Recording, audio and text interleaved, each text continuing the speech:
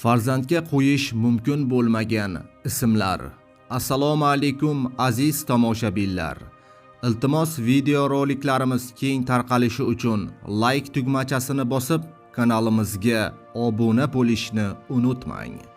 Barcha tomoshabinlarimizdan Alloh rozi bo'lsin.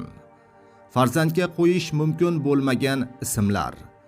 Savol: Abdurasul ismining ma'nosi nima?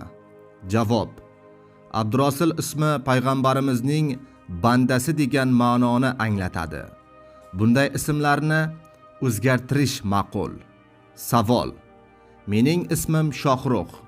Ko'pchilik dindor taqvodor tanishlarim ismingni almashtir deb maslahat berishyapti. Ismim dinimizga biroz to'g'ri kelmas ekan. Shundaymi? Javob: Imkoningiz bo'lsa almashtirganingiz yaxshidir. Savol: Qiz bolaga Sanam deb ism qo'yish yaxshi emas deb eshitdim.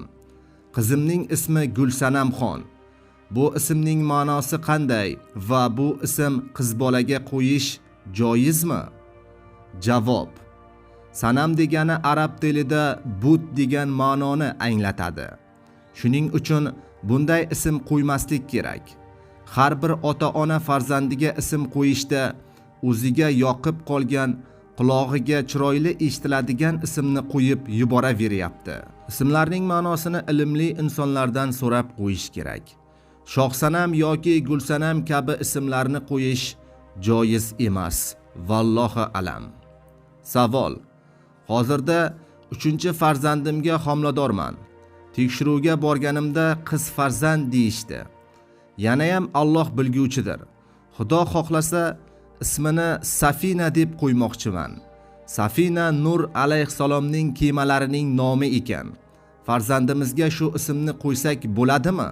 Javob: Farzandingizga yaxshi ma'noga dalolat qiladigan ismlarni qo'yishingiz kerak. Siz savolda zikr qilgan Safina so'zi arab tilida kema degan ma'noni anglatadi. Farzandga go'zal ism qo'yish ota-onaning vazifasidan biridir. Vallohu alam. Savol: Jiyanimning ismi Maftunaxon. Bu ismning ma'nosi yaxshi emas deb eshitdim. Shu to'g'rimi? Javob: Arab tilida bu so'z ikki xil ko'rinishda bo'ladi. Maftuna degan so'zning arab tilidagi tarjimasi, ya'ni ma'nosi biror narsaga qattiq berilgan, to'g'ri yo'ldan ozgan va aqli o'g'irlangan, kuydirilgan kabi ma'nolarni anglatadi. Shuning uchun bunday ismlarni qo'ymaslikni maslahat beramiz. Vallohu alam. Savol: Muhriddin ismining ma'nosi haqida so'ramoqchi edim. Alloh ilmingizni ziyoda qilsin. Javob: Arab tilida muhrun deb toychoqqa aytiladi. Bu ism urfimizda bor bo'lsa-da, lekin dindorlar ichida urf bo'lmagan ismlardan hisoblanadi.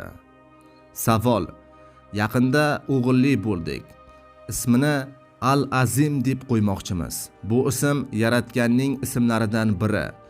Bandalarga Abdulaziz va ismi qo'yilgan deyishadi. Katta o'g'limning ismi Al-Aziz. Uning ham ismini o'zgartirish joizmi? Shu masalada tushuntirish bersangiz. Javob: Ha, ism qo'yishda Alloh taoloning go'zal ismlari oldiga Abdu so'zini qo'yish, ismlarni o'zgartirish joiz. Bu Abdulazim ham ism qo'yish, katta o'g'lingizning Al-Aziz ismini ham Aziz deb yoki Abdulaziz deb o'zgartirishingiz kerak. Ism qo'yish muhim amal hisoblanadi. Shuning uchun inson o'ziga yoqib qolgan ismni farzandiga qo'yib yuboravermaydi. Bu ismning ma'nosi nima? Bu ismning qo'yish mumkinmi yoki yo'qmi? Bu haqida ilm egalaridan so'rab, shundan so'ng ismni qo'yish lozim. Ming afsuski, musulmon xalqimizda ayrim kishilar o'z farzandiga musulmon bo'lmagan, ijtimoiy hayot tarzi bizga noma'lum bo'lgan futbol yulduzlari kabi sportchilarning ismini yoki ba'zilar esa hind aktrisalarining ismini qo'yishyapti. Bunday ism qo'yish farzandning haqqini paymol qilish hisoblanadi.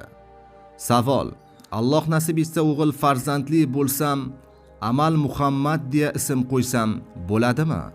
Javob: Siz aytgan ism to'g'ri ma'noni anglatmaydi. Shuning uchun bunday ism qo'ymasligingizni so'raymiz. Savol: Turklardagi Elif ismini qizimga qo'ysam bo'ladimi? Turkiyani ham musulmon deb atashadi-ku. Javob: Turkchada Elif ismi, ya'ni Elif so'zi alifboning bosh harfi alif deganidir.